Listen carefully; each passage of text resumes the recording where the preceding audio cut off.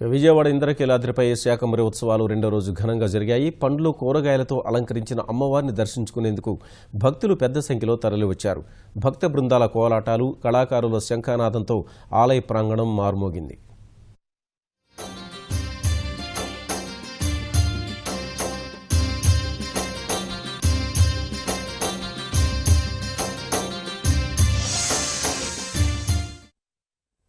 వర్షాలు సమృద్ధిగా కురిసి పంటలు బాగా పండాలని కోరుతూ బెజవాడ ఇంద్రకీలాద్రిపై నిర్వహిస్తున్న శాకంబరి ఉత్సవాలు రెండో రోజు ఘనంగా సాగాయి.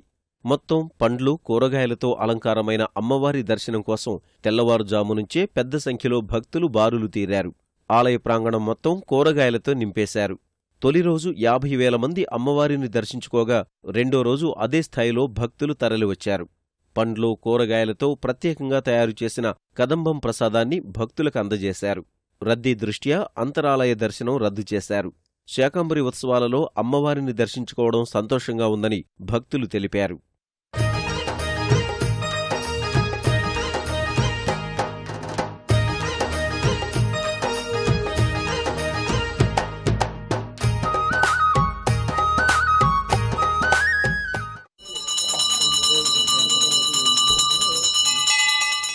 అలంకరణ చాలా బాగుంది. అన్ని క్రియేటివిటీ చాలా బాగా వాడారు.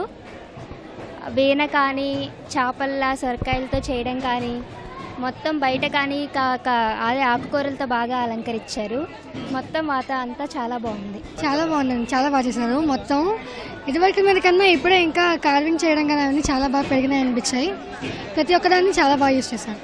ప్రతి సంవత్సరం వస్తాం మేము. చాలా బాగుంది. ఏర్పాట్లు అన్నీ బాగానే ఉన్నాయి. అటువైపు ఇటువైపు కొట్టినా మనుషులన్నీ ఫ్రీగా ఉంచారు. చాలా బాగుంది. చాలా బాగుందండి. అమ్మవారు చాలా నిండుగా ఉంది. అలంకరణ చుట్టూరు బాగుంది. ప్లేస్ లేకపోయినా బాగానే చేశారు. శాకంబరి ఉత్సవాలలో శంఖానాదం మారుమోగింది. ఆంధ్రప్రదేశ్ ప్రత్యేక భద్రతా దళం కమాండెంట్ నరసింహారావు దంపతులు అమ్మవారి ఆలయంలో శంఖం పూరించారు. రాష్ట్రంలోని అన్ని ప్రముఖ ఆలయాల్లో జరిగే ముఖ్యమైన ఉత్సవాల్లో శంఖానాదం చేసిన ఘనత ఆయనది. అలాగే అమరావతి శంకుస్థాపన, గోదావరి పుష్కరాల సమయంలోనూ ఆయన శంఖానాదంతోటే కార్యక్రమాల్ని మొదలుపెట్టారు.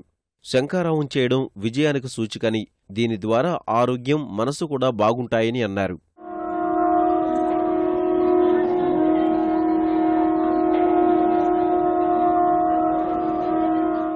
భగవంతుడిని త్వరగా ప్రసన్నం చేసుకోవడానికి షోడశోపచార పూజల్లో కూడా ఘంటానాదం, శంఖారావం కూడా ప్రాధాన్యత సంతరించుకుంది. శంఖాన్ని పూరించడం ద్వారా శంఖం నుంచి వెలువడేటువంటి ఆ శబ్దాలకు ప్రకృతిలో ఉండేటువంటి అననుకూల పరిస్థితులను కూడా అనుకూలంగా మారడం, మనకి విజయం చేరువ కావటం జరుగుతుంది. అమ్మవారి ఆలయం ఎదురుగా ఉన్న మహామండపంలో కళాకారులు కోలాటం ఆడారు. దేవదేవుడిని, అమ్మవారిని స్తుతిస్తూ సాగిన పాటలకు అనుగుణంగా కోలాటం సాగింది.